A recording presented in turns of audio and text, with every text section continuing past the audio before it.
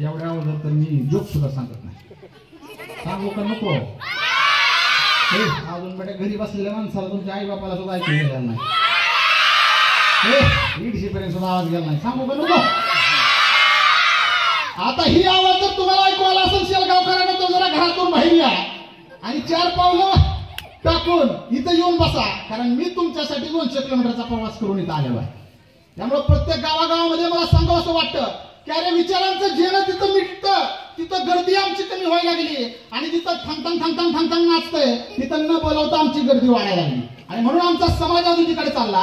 समाजामध्ये जो विचार चांगल्या पद्धतीनं पेरायला पाहिजे तसा विचार पेरण्यासाठी आमचे कार्यक्रम कमी पडू लागले आणि म्हणून आमच्या लेकरावर संस्कार चुकीचे व्हायला लागले. अरे मग इथं जर एखादा नर्तिकाचा कार्यक्रम ठेवला असता, मला वाटतं सुधीर बापू तुम्हाला आधी पहिल्यांदा पोलीस स्टेशनला जावं लागलं असं पत्र द्यावं लागलं असतं की बाबा अशी एक नामख्यातमान नर्तिका आम्ही आणलेली आहे आणि इथं कार्यक्रम आहे. मग तिथं कोणाला बोलवायची गरज नव्हती, नावलावशी करायची गरज नव्हती, काहीच विषय नव्हता.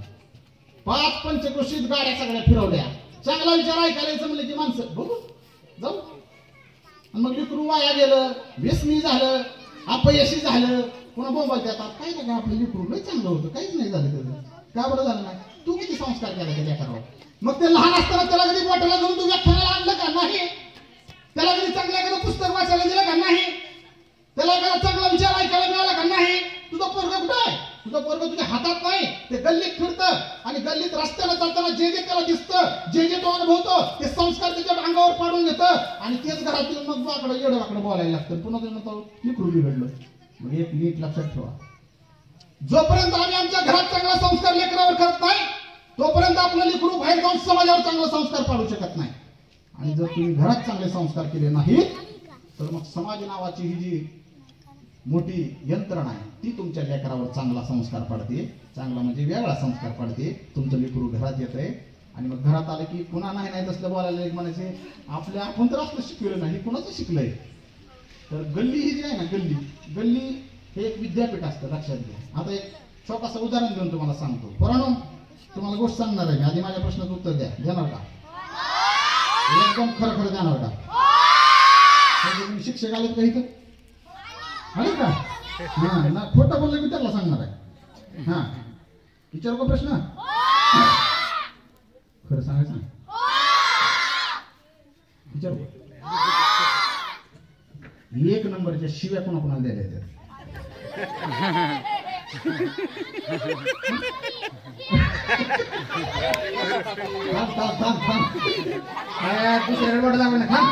मला सांगा आता, 1 नंबरच्या ईर्षाल शिव्या कोणाकोणाला द्यायला? हात वर करा. कुठे हात वर केलाय? किती हुशार पोरं शेलगाव, किती हुशार पोरं. मी म्हणलं 1 नंबर शिव्या कोणाला द्यायच्यात? एका सुद्धा हात वर नाही. एवढी पोरं त्यांना कळते. बरं आता विषय जाऊ द्या. तरी पण तुम्हाला येते की आम्ही गृहीत धरतो. आणि जर यांच्यावर विश्वास नसेल तर एकदा जर यांची भांडणं लागली लेकराची, लांब उभारून हळूच ऐका. किंमत नाही तर आपल्या पुढचं वर्जन आहे. म्हणजे असल्या डेंजर तर आम्ही पण ऐकलं नाही. कितके डेंजर द्यायला लागले. मग आता ह्याचं उत्तर द्या मला. इथं जर शिक्षक कोणी असतील, आहेत का शिक्षक? हात वर करा. सर हात वर करा. हा, ओके. सर कधी वर्गात शाळेत शिव्याचा तास घेतलाय का? खरं सांगायचं. हा, शिक्षक नाही म्हणते घेतला कधी तास? सर पेशंट शिव्याचा नाही घेतला. थांबा. बरं आता बघा, शिक्षक म्हणजे आपल्या संस्कार करणारे शिक्षक आहेत. आपलं लेकरू दिवसभरातलं सगळ्यात जास्त शाळेत असतं. शाळेतले मास्तर म्हणतात आम्ही शिव्याचा तास घेतला नाही. माता वगैरे इथं उपस्थित आहेत, माझ्या आई सहित. हे नाहीतर मी पाडे विचारणार आहे, गणित विचारणार आहे. माझ्या आई सहित सगळे इथं उपस्थित आहे. तिच्या सहित सगळ्याला प्रश्न आहे. कधी लेकरांना मुलीला जवळ घेऊन शिव्या शिकवल्या का? कधी सासरी गेली तर भांडण लागली सासू बरोबर मस्त द्यायला येते, शिकवल्या का कधी? अशी मुली तर असं बोलायचं, ननंदाला वेगळ्या शिव्या, सासरा असेल तर त्याला वेगळ्या शिव्या, दिराला वेगळ्या शिव्या. असं काही तास घरी काय कधी जरी तुमच्या मुलाला शिकवलं कधी जवळ घेऊन आई म्हणून? ठीक आहे. हे बघा, शिक्षक म्हणजे आम्ही नाही शिकवलं. हा, हे सगळ्या माता वगैरे म्हणतात आम्ही नाही शिकवलं. आता बाप मंडळी इकडे सगळे, तुम्ही कधी तुमच्या पोराला शिव्या शिकवलं का? छान.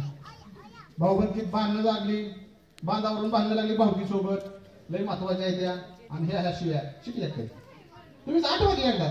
तुम्ही तुमच्या पोराला म्हणतोय शिकवल्या का? नाही. आता बघा इकडं, मी काय म्हणतो की ह्या मुलांना म्हणलं मी शिव्या येतात का? ती म्हणले नाही. मग शिक्षकाला विचारलं तुम्ही तास घेतला का? ती म्हणले नाही.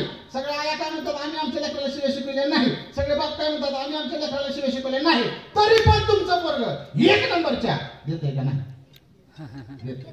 आता याचं उत्तर सांगतो ऐका. दृष्टांत आहे सगळ्यात मोठा. अरे तुझं लेकरू तू शाळेला पाठवताना दप्तर घेतोय आणि दप्तर घेऊन तुमच्या घरापासून निघून त्या शाळेपर्यंत जाण्याचा जो रस्ता असतो त्या रस्त्यावर जी माणसं भेटतात मग कोणी भिंगत येतं का नाही? पोरं म्हणते असं का चालायला लागले? लगेच म्हणतोय बरं का 90 टाकून आलं. मला सुद्धा कळायला लागले 90 म्हणजे संस्कार कसं चाललंय? तुम्ही काय म्हणता आपलं लेकरू चांगलं व्हायला पाहिजे, आपलं लेकरू सुशिक्षित व्हायला पाहिजे, आपलं लेकरू सुसंस्कृत व्हायला पाहिजे. अरे सुसंस्कृत तुझ्या घरात 4 भिताच्या आणि पुढे जाताना रस्त्याने जाताना तो जो दारुड्या झिगत यायला लागलाय त्याला तुमच्या लेकरानं बघितलं त्याचा संस्कार नाही का वाईट पडला? हे आताची आमची पोरं 21, 25, 26 वर्षाची पोरं हे बेरोजगार पोरं आई बापाच्या जीवावर फक्त पैसा खर्च करणारी पोरं ज्यावेळेस रस्त्यानं चालताना गुटखा खाऊन पचा थुकत चालतात ना रस्त्यानं तेव्हा तो संस्कार होतो आमच्या लेकरावर. आणि त्याला पण म्हणते असं काय थुकतंय काय खातंय? ती सांगते गुटखा खाते. कुठं मिळतंय? टपरीवर. चल टपरीवर. आणि मग टपरीवर आमची पोरं चालली तिथं सगळी वाईट नादाला लागायला लागली, व्यसनी व्हायला लागली. आणि तुम्ही काय चालला? संस्कार कुठे चाललाय? मग कीर्तनात सुद्धा आता काय महाराज सांगतात आम्हाला ह्या गोष्टी अपडेट व्हावं लागलं त्यांना सुद्धा. फक्त अध्यात्म सांगणं ही काळाची गरज होती पण त्याच्यासोबत आजचा हा विचार हा फक्त व्याख्यानातून सांगता येतो, हा फक्त लोकव्याख्यानातून सांगता येतो. आणि लोकव्याख्यान हे समाजाचा आरसा आहे. जेवढ्या परखडपणे ताटपणे मी इथं तुम्हाला बोलू शकतो तेवढा कोणी कीर्तनकार सुद्धा बोलू शकत नाही. कारण त्याला आयतन चौकट आहे, ती चौकट सोडता येत नाही. नारायणाची गादी माझ्या पायाखाली नाही, माझ्या पायाखाली माती आहे. आणि त्या मातीत जन्मलेल्या लेकरांसाठी, त्यांच्या उद्धारांसाठी, त्यांच्या शिक्षणासाठी त्यांनी मोठं व्हावं, त्यांनी कर्तृत्व कीर्ती गाजवावी म्हणून साठी मी फिरतोय. मग आता एवढं सगळं आपलं आत्ताच चालू आहे. आपला बाप कोण असावं हे आपल्या हातात नसतं, पण आपण कुणाचं बाप व्हावं हे सर्वस्वी आपल्या हातात असतं. मग तुमच्या पोराला बाप म्हणून तुम्ही कोण होणार हे तुमच्या हातात आहे. मग आपला बाप कसा आहे त्याला का नाव ठेवतो? बरेच विद्यार्थी मी बघतो आमचा बाप गरीब आहे, आमच्या बापानं काहीच आमच्यासाठी केलं नाही, नाव ठेवत बसतात. मग तू असं काहीतरी कर्तृत्व करून दाखव, किती मोठं कर्तृत्व करून दाखव. मी यशाची एक साधी व्याख्या सांगतो. जोपर्यंत आपण आपली स्वतःची ओळख निर्माण करत नाही तोपर्यंत आपली ओळख ही आपल्या बापाच्या नावावर अवलंबून असते का नसते? आता इथे जेवढी चिल्ले पिल्ले बसल्यात का त्या सगळ्यांना रस्त्यानं कुठे हिडताना जर कुणी दिसलं माणसाला ते आमक्याच आहे, हे तेच आहे, काय नाट्याच आहे, हेच आहे, तेच आहे, हे काय तात्याच आहे, हे बापूच आहे म्हणता हो नाही का? बरं असं म्हणतो बापूच आहे तात्याच आहे का? कारण त्यानं अजून असं काही केलंच नाही की तुम्ही त्याला म्हणणार की नाही हे स्वतःचे व्यक्तिमत्व निर्माण करायचे. लक्षात घ्या. मग यश काय असतं?